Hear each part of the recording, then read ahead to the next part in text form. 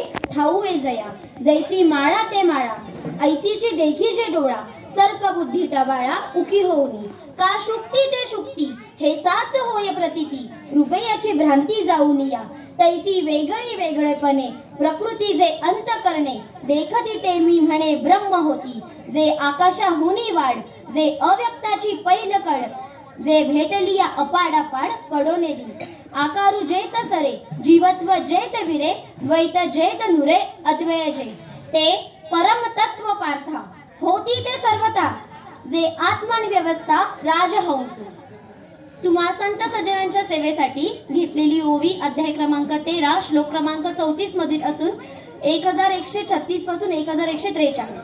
आता सांगायचंच काय बाकी हो. खरं तर मी इथे तुम्हाला सांगणारी कोणी नाही, कारण मी अजूनही स्वतःला काजव समजते आणि तुम्ही लख प्रकाश देणारे सूर्य. पण तरी सुद्धा आता आपण काजव राहिलो आहोत नाही, बगळे राहिलो आहोत नाही, कारण मी म्हणेल आज चालते बोलते फिरते ज्ञानाचे बिंब म्हणजेच प्रकाश देणारे सूर्य क्रमांक 1, सूर्य क्रमांक 2 आणि तुम्ही सगळे 3. म्हणून काय 3 सूर्य वेगळे झाले का हो?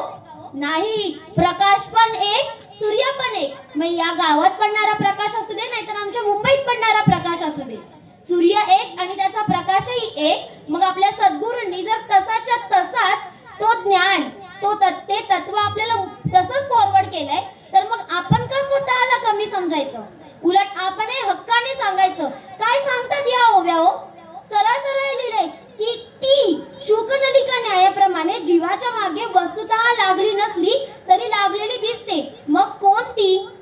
आपल्याला वाटेल ती समजायची का? नाही, तर ती प्रकृती, ती माया जी खरी नाहीये पण वस्तुतः खरी नाहीये पण भासते, कारण आपल्याला भ्रांती झालीये. पण मी म्हणेल आपल्याला नाही, जे हे वाचून ज्यांना समजत नाही ना त्यांना भ्रांती झालीये. मी म्हणे ज्ञानेश्वरी वाचायच्या आधी प्रत्येकाने मराठीचे सेपरेट क्लासेस लावावे, कारण शुद्ध मराठी लिहून सुद्धा मराठीचा अर्थ समजत नाही. आणि आम्ही गीतेचे श्लोक पाठ करतो संस्कृतचे, काय उपयोग? किती सरळ सरळ आणि स्पष्ट लिहिलंय की रस्सीवर सर्प नसून त्याचा भास होतो आणि शुक्तीवर रजत नसून त्याचा भास होतो. पण एकदा का तो भास जातो तेव्हा आपल्याला समजतं की माया प्रकृती ही आपल्या तत्वापासून वेगळी आहे, आपण ते नाही आहोत. मग आपण कोण आहोत? ते निखळ, निशुद्ध, एकदम शुद्ध ब्रह्मज्ञान आहोत. कसे आहोत? की जे ब्रह्म कसे आहे म्हणशील तर ते ब्रह्म आकाशाहूनही व्यापक आहे. ते प्रकृतीपासून नदीची पहिली तिडी आहे व जे प्राप्त झाले असता आपल्यापासून कधीही दूर जात नाही, असे ते ब्रह्मज्ञान. मग तुकाराम महाराज काय म्हणले होते? अनरेणू या धोकडा तुका कशा एवढ्या का कादेज ही प्रमाण. फक्त तुकाराम महाराज झाले होते का आकाश एवढे? मी म्हणेल हे जे तत्व, हा जो संप्रदाय आपल्याला लाभला आहे तो तिकडून आला आहे तसाच्या तसाच, जो माऊलींना सांगायचा होता, जो श्रीकृष्णाला अर्जुनाला सांगायचा होता आणि तोच आपल्यापर्यंत आलाय. त्यात यात किंचितही फरक नाही. 24% कॅरेटचं सोनं म्हणतात ना, तेच आपल्याला खरं खरं मिळालंय. मग हे वाचणाऱ्यांना का नाही समजत? ब्रह्मज्ञानाशिवाय कुठलाही ग्रंथ, 4 वेद, 6 शास्त्र, 18 पुराण हे ब्रह्मज्ञान सोडून काहीही सांगत नाही. मग आपण येतो कशाला नरदेहाला? म्हणून नागबाबा म्हणतात नरदेह परम पावन पावनीन साधी ब्रह्मज्ञान ते लांडा गर्दबजान पुच्छविन दुपाई किंवा साधीना देही ब्रह्मज्ञान ते श्वान शुक्रा समान त्याहुनी अधिकहीन ते विवेचन अथवा त्याहुनहीन हे विवेचन परियसी. म्हणजे अहो सरळ सरळ नागबाबा म्हणले नरदेहाला जन्माला आलाय, नरदेहाकडे ती बुद्धी आहे सार आणि असर याचा विचार करण्याची, तर ते तत्व म्हणजे ब्रह्मज्ञान, आत्मज्ञान जाणून घ्या. याशिवाय आपल्या नरदेहाला येऊन काहीही सार्थकता नाही. नाहीतर म्हणजे शेपटी नसलेला 2 पायाचा गाढव किंवा श्वान आणि शुक्रान समानच आपली आयुष्य आहे. मग कुठलं ब्रह्मज्ञान? आम्ही शास्त्रज्ञ, आमचे 10 पारायण होतात, आम्ही शास्त्रज्ञ ज्ञानी. ब्रह्मज्ञाने विन शास्त्रज्ञ ते अंधारीचे खद्योक जाण अज्ञान निशी माझी तेज गहन सूर्योदय कोण त्या देखी. अहो ब्रह्मज्ञान विन जर शास्त्रज्ञ असेल तर फक्त अंधारात अज्ञानी लोकांना काजवेचे टिमटिम करून प्रकाश देतात ना तसं हे तुमचं बाहेर चालणारं ज्ञान आहे. आणि सूर्योदय म्हणजे मी म्हणाले ना, आमचा सूर्य क्रमांक 1, 2, 3 आणि तिन्ही मिळून एकच लख प्रकाश देणारा सूर्य, यांच्या समोर ते एकाच वेळ टिकूच शकत नाही.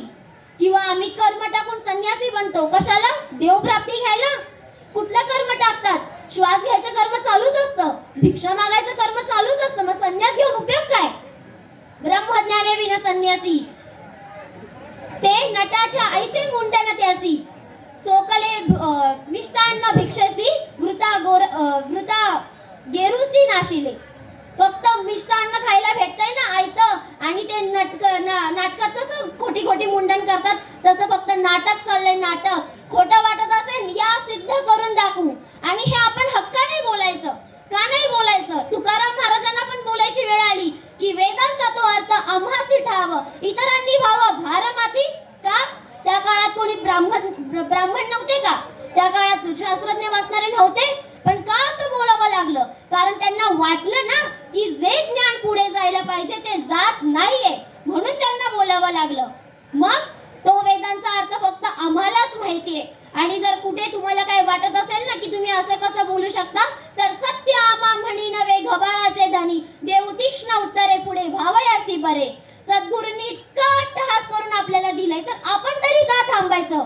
ती ज्योत तशीच तेवत ठेवली पाहिजे. त्या प्रत्येक क्षणाला ते तेल ओतलं पाहिजे, जेणेकरून ती ज्योत विझणार नाही. आणि मग आपण म्हणू शकतो विठ्ठल जयी स्थळी भरला, रिता ठाव नाही उरला, तर म्हणू शकतो. नाहीतर कुठला विठ्ठल हो? सगुणातला विठ्ठल लवकर समजेल, पण निर्गुणातला विठ्ठल समजण्यासाठी तेवढा अट्टहास पाहिजे. सद्गुरूला शरण जावं लागतं. या ओव्या मराठीत असूनही समजणार नाहीत, इतक्या अवघडही आहेत. त्यासाठी सद्गुरूच लागतील. जा सद्गुरू शरण तुझं नेतील तारुण, असा दृढ विश्वास पाहिजे. कारण कल्पतरू तळवटी जो कोणी पैसला, काय उणे त्याला सांगा जोजी. जसं कल्पतरूच्या झाडाखाली बसल्यावर जे मागल ते देऊ. मग आम्हाला काय फक्त त्या पिशवीला गाठ्या मारण्याची अक्कल आली आहे का? आम्ही काय मागू? ब्रह्मज्ञान मागू. आणि जर मिळालंय ना तर ते पुढे तसंच चालत ठेवू. कारण 1.5 वर्ष ज्ञानेश्वरी चालवतात तो, बाहेर ना 7-7 दिवसात पूर्ण होते. मग आम्हाला 1.5 वर्ष का? आमचं वाचन कच्चं आहे का? तर मराठी आम्हाला समजत नाही. आम्ही शाळेत असायचो ना, मराठी दिनानिमित्त आम्हाला सांगायचे गोष्टींची पुस्तकं आणून वाचा. मग आम्ही काय करायचो? गप्पा मारायला भेटावेत म्हणून पहिली प्रस्तावना आणि शेवटचं बोधाचं पान चांगलं वाचायचो. आणि बाजूला सर आले की फक्त सगळं पुस्तकाचं नजरे काढून धडधड धडधड काढायचो. तशी ज्ञानेश्वरी गोष्टींची पुस्तकं वाचल्यासारखी बाहेर वाचली चालली आहेत. त्यातला जो खरा बोध येतो अजून कोणालाच नाही माहिती. आणि तो बोध झाला ना तरच खरं ब्रह्मज्ञान होईल. आणि मग हे फक्त आपल्याला झालंय. मी म्हणेल फक्त आपल्याला झालंय. आहेत ना, चराचरात देव आहे, पण अजून ते त्यांच्या मायेत अडकल्यामुळे त्यांना समजलं नाहीये. ते अजूनही रश्शीवर सापच बघतायत, शिंपीवर चांदीच बघतायत. पण आपण नाही. मग आपण काय म्हणायचं? जग आवगे देव मुख्य उपदेशाची ठेव. मी म्हणाले ना, प्रत्येक ग्रंथ, प्रत्येक पुराण, प्रत्येक श्लोक, प्रत्येक संप्रदायाचा एकच उपदेश आहे की जगच अवघे देव आहे. मग कधी समजले? आधी आपण या नासी, मग उतरली या कसी. आधी मी, माझं, आपलं, परक या सगळ्यांची नाश केला पाहिजे, तर आपण या कशीला उतरू. मग तुकाराम महाराज पुढे जाऊन म्हणतात, ब्रह्मज्ञानाचे कोठार ते या निश्चयाचे उत्तर जाण. आणि मग हा निश्चय आपला दृढ व्हावा म्हणून फक्त सद्गुरूंचा अट्टहास आहे. आणि आपल्याला जे म्हणतात ना, येते वडील जे करते या नाम धर्म ठेवती. मग आपल्या सद्गुरूपी वडिलांनी जे जे केले तेच आपल्याला करायचंय. कारण धर्माचे पालन करणे पाखंड खंडन, बीज वाढवावे नाम हेची आम्हा करणे काम.